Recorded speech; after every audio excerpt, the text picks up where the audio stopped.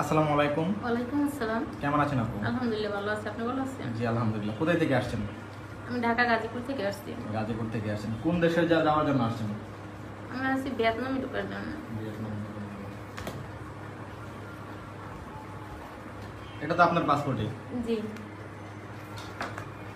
So এখন ভিয়েতনামের জন্য আপনি যে টাকা জমা দিয়েছেন 18,000 টাকা জমা দিয়েছেন জি ফাইলের সাথে।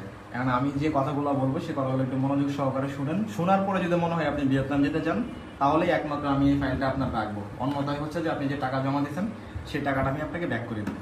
জি আলহামদুলিল্লাহ। প্রথমত হচ্ছে যে ভিয়েতনামে আপনার ফ্লাইট হবে 30 দিনে। এটা হবে ট্যুরিস্ট ভিসা। যদি আপনার অ্যাপ্রুভাল ভিসা হয় সেক্ষেত্রে আপনার ভিসার মেয়াদ থাকবে 10 দিন, 15 দিন, 1 মাসও থাকতে পারে। আর যদি আপনার ই ভিসা হয় সেক্ষেত্রে আপনার ভিসার মেয়াদ থাকবে 3 মাস। এখন এটা আদৌ বলা যাবে না যে ই ভিসা হবে নাকি অ্যাপ্রুভাল ভিসা হবে, ঠিক আছে? এই হচ্ছে একটা চ্যালেঞ্জিং বিষয়। তারপর হচ্ছে বাংলাদেশ এয়ারপোর্ট থেকে শুরু করে ওই দেশের ইমিগ্রেশন মানে ওই দেশের এয়ারপোর্ট পর্যন্ত আপনাকে রুমে তুলে দেওয়া মানে বাসায় তুলে দেওয়া এবং আপনাকে চাকরি নিয়ে দেওয়া। কি চাকরি নিয়ে দেবো? গার্মেন্টস চাকরি নিয়ে দেবো, যেটা আপনি জানেন, যেটা সম্পর্কে আপনার অভিজ্ঞতা আছে। এই চাকরি নিয়ে দেওয়ার পর পর্যন্ত আমার আর কোনো রেসপন্স নাই, আমি আর কোনো দায়ভার নিব না, ঠিক আছে? এরপরে যদি আপনার কোনো প্রবলেম হয় আমি ফোনের মাধ্যমে মানে চাইবো হেল্প, মানে আপনাকে হেল্প করার জন্য।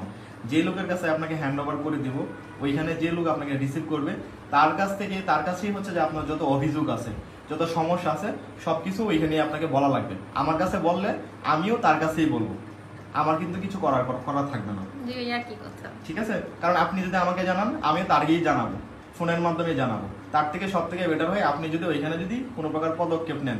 আমি আপনার রেসপন্সিবিলিটি এতটুকু, আমি আপনাকে বাংলাদেশ থেকে ওই দেশে চাকরি নিয়ে দেওয়া পর্যন্ত আমার দায়ভার, ঠিক আছে? এরপর কিন্তু আমি কোনো প্রকার দায়ভার নিব না। আপনার যদি কোনো সমস্যা হয় সেটা ফোনের মাধ্যমে চাইবো হেল্প করার জন্য, কিন্তু আমি প্রপারভাবে আপনাকে হেল্প করতে পারবো না, কারণ এই দেশ থেকে ওই দেশে পাঠানোর পরে আমার হাতে কিছু থাকে না, আমি আর কিছু করতে পারবো না।